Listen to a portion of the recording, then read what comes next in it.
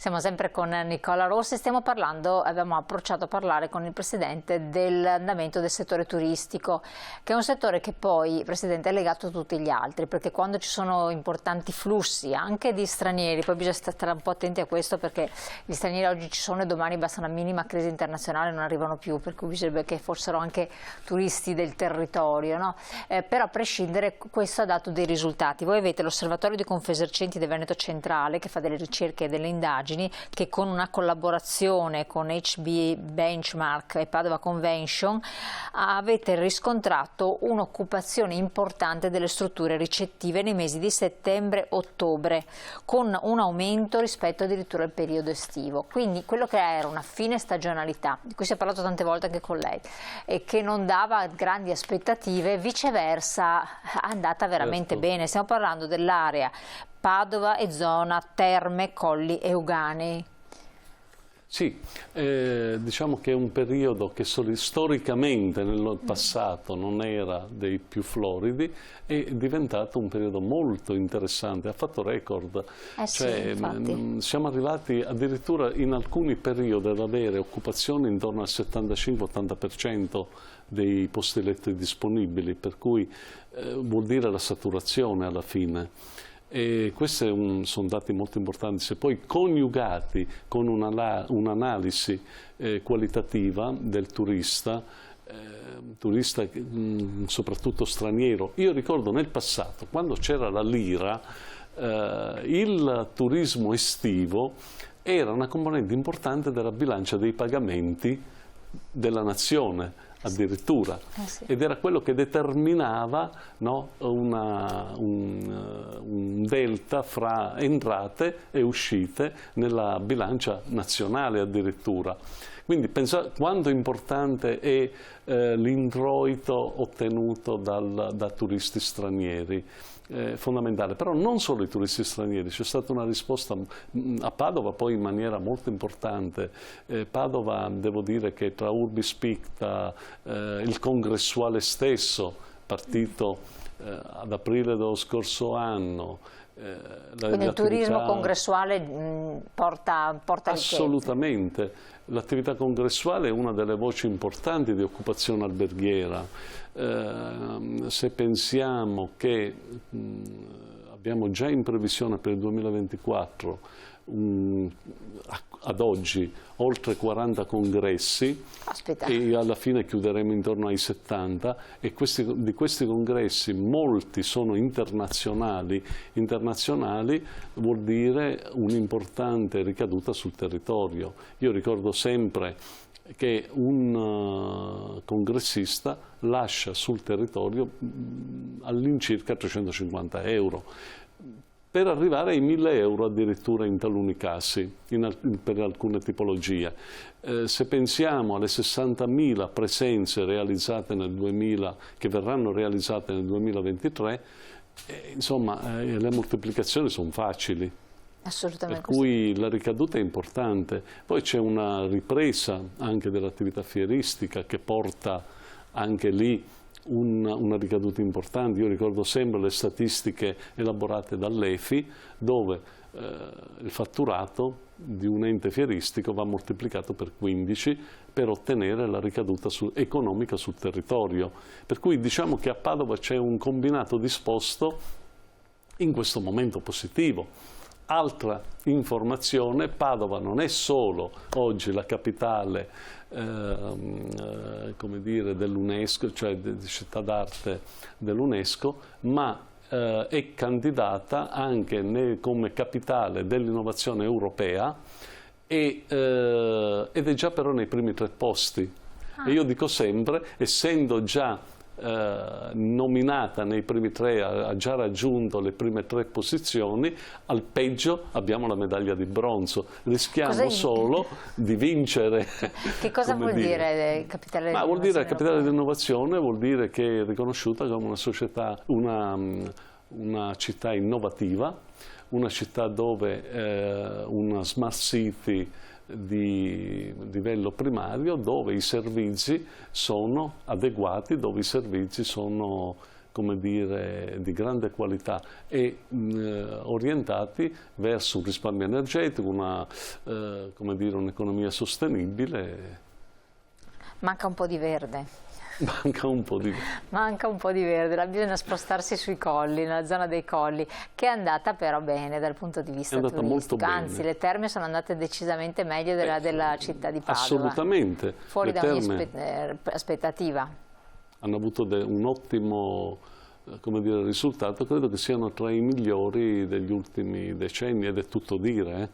Dove c'è stato questo cambiamento di trend in un'area che è sempre stata se stessa, perché poi alla fine non ha innovato nulla di particolare, si è sempre riproposta nello stesso modo, nonostante voi abbiate sempre stimolato dei cambiamenti, delle proposte innovative, invece tutto sommato le cose attorno sono migliorate. Che cosa c'è stato? È cambiato il target? Si è mosso qualcosa? Allora, intanto c'è stato uno sforzo notevole da parte degli imprenditori a modificare le strutture e a dare un servizio alla propria utenza adeguato. Penso agli alberghi di Abano che si sono in gran parte riconvertiti e non offrono più solo l'aspetto sanitario, ma anche un aspetto di benessere. Diverso. Cioè, giustamente ora si preoccupano di massaggi, si preoccupano di bellezza, si preoccupano di wellness. Insomma, la preoccupazione non è solo limitata al campo, come dire, sanitario, dei fanghi, anzi, sta crescendo in maniera verticale l'offerta, come dire, che è poi la più richiesta. E oltre questo è una serie di eventi che sono accaduti. L'Urbis Picta, per esempio, è stato un traino importante per il turismo anche straniero. È un insieme di un disposto combinato che ha dato dei risultati notevoli. Il fatto anche di avere questo riconoscimento europeo come città dell'innovazione è un dato. Certo, anche in passato c'era stato il problema quando si parlava di turismo, il discorso relativo al turismo alto spendente, basso spendente o un turismo invece che era legato un po' anche a Sant'Antonio, quindi diverso dal turismo religioso, però non faceva grandi acquisti, movimenti, sceglieva strutture di un certo tipo. Si è modificato questo tipo di turista anche fuori stagione? Glielo chiedo perché l'ampliare la stagione per alcuni operatori è visto rischioso, cioè può essere che tiri su quella fascia basso spendente che non può permettersi l'alta stagione, o viceversa che tiri su una fascia che può permettersi di scegliere quando andare in ferie e gradisce un certo tipo anche di ricettività. Come è andata? I numeri che davi prima, cioè quando si parlava di settembre, ottobre, novembre con gli alberghi pieni, sicuramente non è il turismo da bassa stagione. Per cui, cioè nel senso, è un turismo che può permettersi di visitare una città in qualsiasi mese. Questo è importante. Quindi va rivista anche questa sì, e analisi. Poi anche il centro congressi che ha portato i suoi 60-70 mila congressisti. Sono tanti, è un turismo business. Sì. È business. Insomma, c'è stata una modificazione complessiva della città. È una città più, se vogliamo, business, una città d'arte dove il turismo d'arte ha avuto una forza notevole. È vero, noi eravamo famosi per i 4 milioni di pellegrini, che sicuramente non è un turismo ricco, è un turismo abbastanza, io li ho sempre, come dire, descritti da 10 euro a turista. Però 10 euro per 4 milioni fa 40 milioni. Infatti, intanto. Non bisogna mai è una banalità. Però nei grandi numeri, poi abbiamo un turismo sanitario importante, abbiamo un'eccellenza sanitaria medica come la nostra, in Italia è abbastanza difficile da trovare. Bene, anche questo è una forma di richiamo importante. Insomma, è un insieme che va dall'arte alla cultura, alla scienza, all'innovazione, al congressuale, ecco, al sanitario, al termale.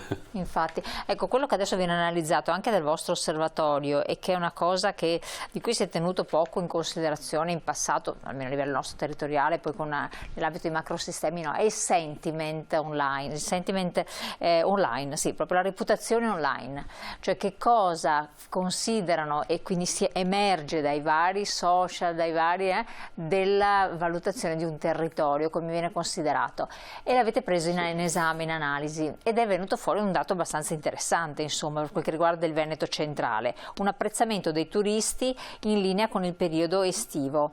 Ha valutato questo sentiment, la ricettività, l'attrattività locali e attrattività ristoranti.